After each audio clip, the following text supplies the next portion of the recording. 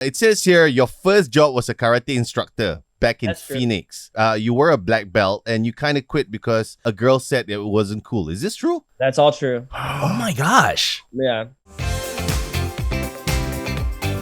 Alex, so we want to know what inspired you to write A Shadow of Mine. Let us know. What's happening there? So Shadow of Mine and like a lot of the songs on my upcoming album on Commentary coming out April 15th.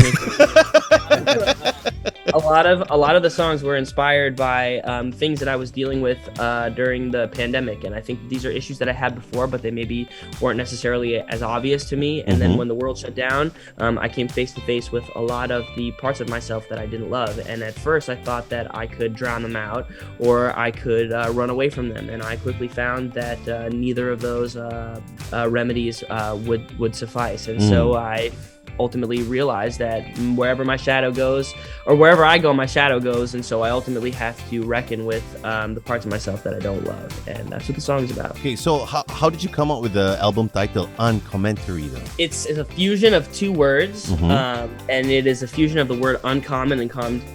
And it's my uncommon commentary. I feel like it's uncommon because I'm talking about things that maybe people don't talk about so much, but a lot of people experience. And then I also feel like I'm talking about things from my own uncommon point of view. And every single person has a unique perspective because they're unique and they're an individual and there's no one else like them. So even though a lot of us experience a lot of the same trials and tribulations, we all have a different outlook.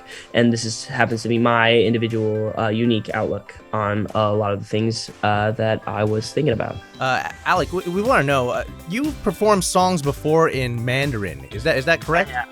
Are you fluent in the language, or you just know the words? I mean, fluent enough to give it a shot in the song, but like not fluent enough to where like yes, right now, unless one of you plans on speaking Chinese to me, in which case, no. fluent enough to pass my 300 level Chinese courses that I took when I was in high school. I took them at the university near my house, and fluent enough in sort of like educating myself on like the culture and the culture of the region. So the answer is no. But, but I'd like to be, and I'm learning.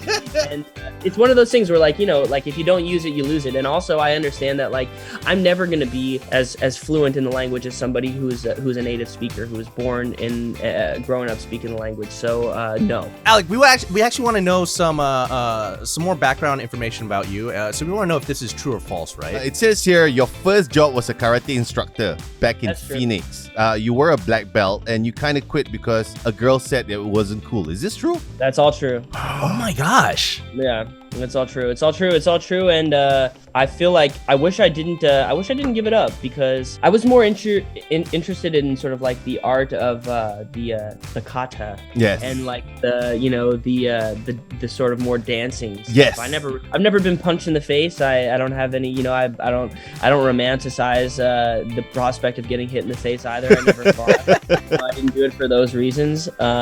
Although I've been thinking quite a lot about the slap heard around the world. I don't know if you guys heard about Yes, that. of course. We're still talking about it till now. So when you did quit because of this girl, did you manage to get her in the end or no? No, I just, it wasn't like somebody that I was attracted to or that I wanted to be with or whatever. Yeah. It's just like, it could have been a guy who was making fun of me. I was just like, I was very susceptible to being made fun of at the time.